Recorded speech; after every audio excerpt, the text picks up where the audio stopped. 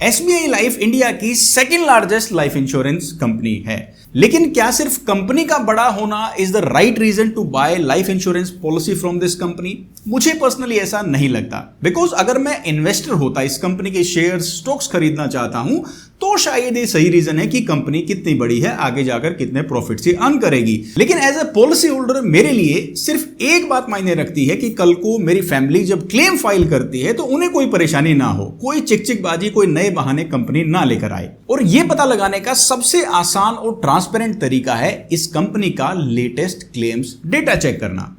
नमस्कार दोस्तों, मेरा नाम है हरविंदर सिंह। आज के इस life insurance report card video के अंदर हम एसबीआई लाइफ का लेटेस्ट क्लेम्स का डेटा चेक करेंगे, यानी जो लोग फिलहाल क्लेम फाइल कर रहे हैं उन क्लेम्स का क्या हो रहा है, उनमें से कितने डेथ क्लेम्स कंपनी अप्रूव कर रही है, कितने लोगों को क्लेम्स में परेशानी हो रही है और जिसकी वजह से वो कंप्लेंट्स दर्ज करवाते हैं, सबसे ज्यादा शिकायतें किस बात को लेकर है ये भी हम जानेंगे। और ये डेटा होगा for the latest financial year 2025-26। लेकिन हो सकता है किसी कंपनी का सिर्फ ये एक साल ही क्लेम्स के मामले में अच्छा निकला हो, तो उसकी भी आप टेंशन मत लो। मैं आपको पिछले 2 साल का डेटा भी कंपेयर करके दिखाऊंगा कि कंपनी कंसिस्टेंटली अच्छा परफॉर्म कर रही है या सिर्फ ये साल ही क्लेम्स के मामले में अच्छा गया है। तो अगर आपके पास एसबीआई लाइफ की कोई भी पॉलिसी है, चाहे वो टर्म प्लान है, सेविंग्स प्लान है, एंडोमेंट प्लान है या आप लेने की सोच रहे हैं, तो आज का ये वीडियो आपको फैक्ट और डेटा बेस्ड बहुत ही जरूरी इंसाइट्स देने वाला है। वीडियो शुरू करने से पहले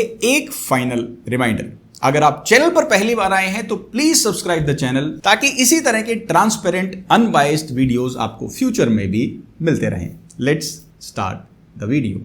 टोटल 5 मैट्रिक्स में से सबसे पहला मैट्रिक हम देखेंगे डेथ क्लेम सेटलमेंट रेशियो, यानी पूरे साल के अंदर जितने भी डेथ क्लेम्स फाइल किए गए हैं एसबीआई लाइफ में, उनमें से कितने क्लेम्स को कंपनी ने रिजेक्ट किया है और कितने क्लेम्स को अप्रूव किया है। Total number of death claims that were filed were 45,972 claims, और इसमें से 45,311 क्लेम्स कंपनी ने अप्रूव किए हैं। Total 535 death claims were declined, denied, rejected by SBI life in the complete financial year 2025-26। अगर परसेंटेज में हम इस फिगर को देखें तो death claim settlement ratio is 98.56%। अब इस क्लेम सेटलमेंट रेशियो के नंबर को हम एक कैटेगरी देने वाले हैं बेस्ड ऑन आवर क्राइटेरिया। तो as per our criteria 98 to 99% जिस कंपनी का डेथ क्लेम सेटलमेंट रेशियो है उसे हमने रखा है गुड की कैटेगरी में। एक्सीलेंट कैटेगरी अचीव करने के लिए this must be above 99%। Life insurance report card series में हम इन कंपनीज को टोटल 5 मैट्रिक्स पर कंपेयर करेंगे। हर मैट्रिक का अपना एक वेटेज होगा जो कंपनी का टोटल ओवरऑल कंपोजिट स्कोर निकालने में मदद करेगा, और उस स्कोर के बेसिस पर ही हम इन कंपनीज को रैंक और ग्रेड करेंगे।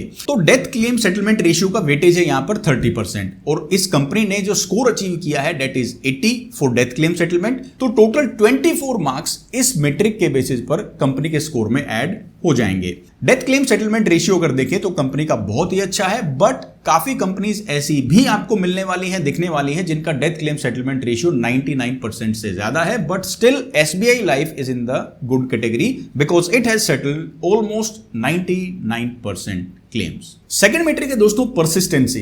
परसिस्टेंसी का मतलब यह है कि एक बार एसबीआई लाइफ की पॉलिसी खरीदने के बाद कितने लोग इस पॉलिसी को लगातार रिन्यू करवाते हैं। यह मैट्रिक बहुत जरूरी है बिकॉज यह हमें बताता है कि प्रोडक्ट्स को कितने ट्रांसपेरेंटली अच्छे से एक्सप्लेन करके बेचा गया है। बिकॉज इंश्योरेंस पॉलिसी जनरली हम तब रिन्यू करवाना बंद कर देते हैं जब हमें एक्चुअल में कोई ऐसी बात पता चलती है कि जो उस पॉलिसी के साथ हमें नहीं बताई गई। जब हमें पूरी सच्चाई नहीं बताई जाती है तो हम उस पॉलिसी को फिर रिन्यू नहीं करवाते हैं। तो परसिस्टेंसी रेशियो में बताएगा कि कितनी ट्रांसपेरेंटली एसबीआई लाइफ के अंदर पॉलिसीज को बेचा जाता है। एसबीआई लाइफ की परसिस्टेंसी को चेक करने के लिए हम 2 टाइम ब्लॉक्स का इस्तेमाल करेंगे। सबसे पहला तो है पहला ही रिन्यूअल, यानी 1 साल कंप्लीट होने के बाद कितने % लोगों ने पहला रिन्यूअल करवाया है पॉलिसी का, and that percentage is 87.55%। That's quite good.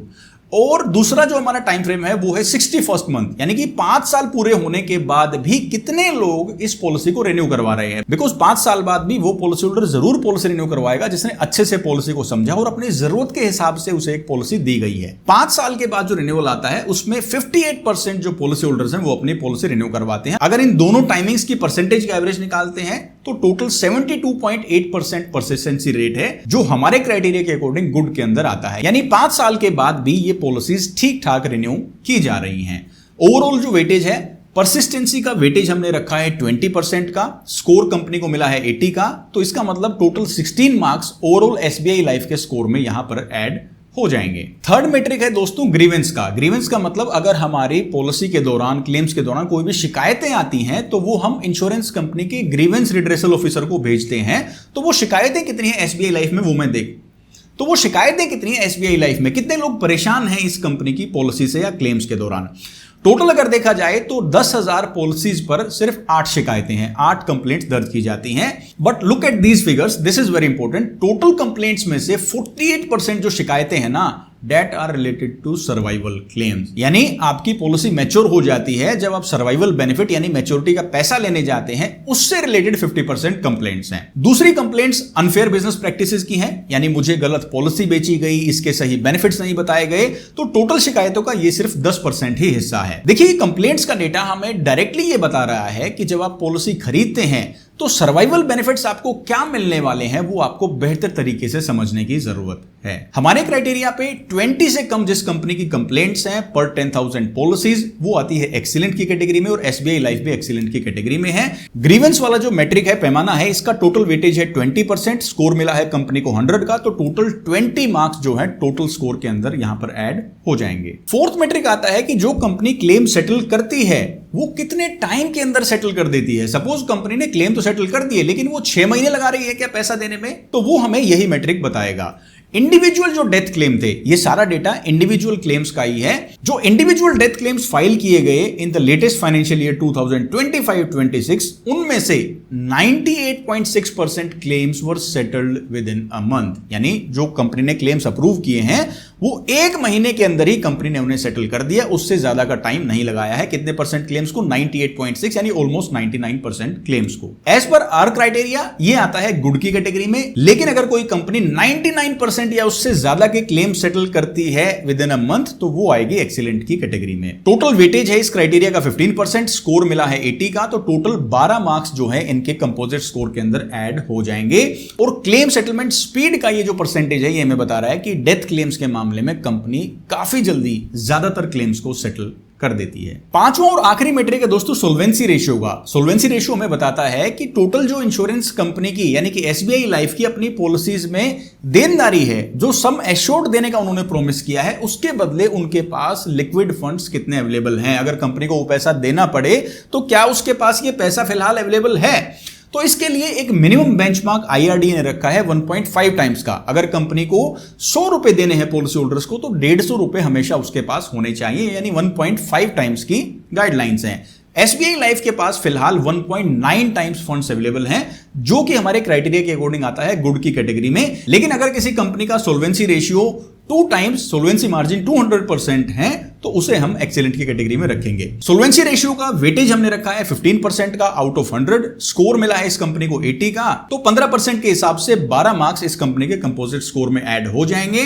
तो सोल्वेंसी रेशियो ने हमें यह बताया कि कंपनी की जो फाइनेंशियल कंडीशन है ना वो ठीक है, बिकॉज हम प्रीमियम कंपनी को देते हैं 15 साल तक, 20 साल तक। अगर कंपनी की फिलहाल ही कंडीशन ठीक नहीं होगी तो आगे जाकर वो क्लेम का पैसा हमें कैसे देंगी। अब ये तो हमने पांचों मैट्रिक्स देखे लेटेस्ट फाइनेंशियल ईयर के। अब मैं आपको इससे पहले के 2 साल यानी ओवरऑल पिछले 3 साल का ट्रेंड दिखाने वाला हूं कि इन पांचों क्राइटेरिया पर ये कंपनी क्या लगातार अच्छा परफॉर्म कर रही है या सिर्फ इस लेटेस्ट फाइनेंशियल ईयर के अंदर ही कंपनी का लक काम कर गया है, कोई तुक्का लग गया है कंपनी का कि अच्छे क्लेम्स के नंबर आ गए हैं। तो सबसे पहले हम देखेंगे डेथ क्लेम सेटलमेंट रेशियो। 2023-24 के अंदर दिस रेशियो वाज 98.25%, यानी जो डेथ क्लेम फाइल किए गए थे फॉर इंडिविजुअल पॉलिसीज ओनली, उसमें से 98.25% क्लेम्स वर सेटल्ड। 2024-25 के अंदर भी ये थोड़ा सा इंप्रूव हुआ 98.34, and in the latest financial year this number has improved again to 98.56%। यानी पिछले 3 साल का ट्रेंड ये रहा है कि जो इंडिविजुअल डेथ क्लेम्स का सेटलमेंट रेशियो है वो इंप्रूव कर रहा है। That's a very positive thing. Persistency की अगर बात करें कि कितने लोग लगातार ये पॉलिसीज रिन्यू करवा रहे हैं, तो वो स्टेबल है पिछले 3 साल के अंदर 72.3, 74.5, 72.8, यानी 72 to 75 के बीच में ही परसिस्टेंसी रेशियो बना हुआ है। यानी एकदम से कोई मेजर डिक्लाइन नहीं आया है कि बहुत लोग जो है पॉलिसी रिन्यू करवाना ड्रॉप कर दिया है, जिन्होंने ये कंसिस्टेंटली पॉलिसीज रिन्यू करवाई जा रही हैं। अब बात करते हैं दोस्तों शिकायतों की। हर 10,000 पॉलिसीज पर कितनी शिकायतें दर्ज की जाती हैं। In financial year 2023-24 number of complaints was only 6। 2024-25 में ये सिर्फ 5 शिकायतें थी, लेकिन इस साल ये 8 शिकायतें हैं। वैसे तो ये कंप्लेंट्स का नंबर बढ़ा है पहले से, लेकिन यहां पर कोई इतना बड़ा जंप नंबर ऑफ कंप्लेंट्स में नहीं आया है कि हम इस कंपनी को डाउनग्रेड करें on the grievances point. Next आता है क्लेम सेटलमेंट स्पीड 99%, 99% एंड 98.6%। इसमें भी क्लेम सेटलमेंट की स्पीड इस साल के अंदर थोड़ी सी कम हुई है, लेकिन स्टिल ये 99% के पास है, यानी लगातार पिछले 3 सालों में एसबीआई लाइफ टाइमली ज्यादातर डेथ क्लेम्स को सेटल कर रही है। एंड फाइनली बात करते हैं सोल्वेंसी रेशियो की, सोल्वेंसी मार्जिन्स की। तो साल 2023-24 के अंदर इस कंपनी के सोल्वेंसी मार्जिन्स थे 196%, जो कि 2024-25 में भी सेम रहे 196%, but in the latest financial year 2025-26 ये थोड़े से डिक्लाइन हुए हैं 190%, 1.90 टाइम्स, बट स्टिल थोड़ा सा डिक्लाइनिंग है। बट मुझे इसमें कोई मेजर कंसर्न नजर नहीं आता है जब तक ये अबव बेंचमार्क है, और 1.5 टाइम्स से तो काफी मार्जिन, काफी बफर अभी अवेलेबल है,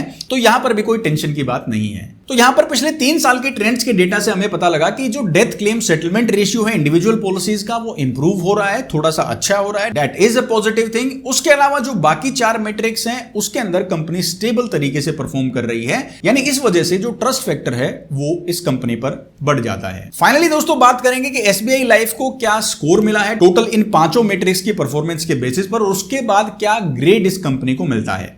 डेथ क्लेम सेटलमेंट रेशियो की बात करें तो 80 का स्कोर मिला था, 30 का वेटेज है, 24 मार्क्स इसके अंदर ऐड हुए हैं। परसिस्टेंसी, लगातार पॉलिसी को रिन्यू करवाना, इस कंपनी के साथ बने रहना, टोटल 16 का स्कोर ऐड किया गया है। ग्रीवेंस यानी कि शिकायतें बहुत ही कम हैं, तो पूरे 20 मार्क्स मिले हैं। क्लेम सेटलमेंट स्पीड भी शानदार है, 80 का स्कोर मिला था, तो 15 के वेटेज के हिसाब से 12 मार्क्स ऐड होंगे।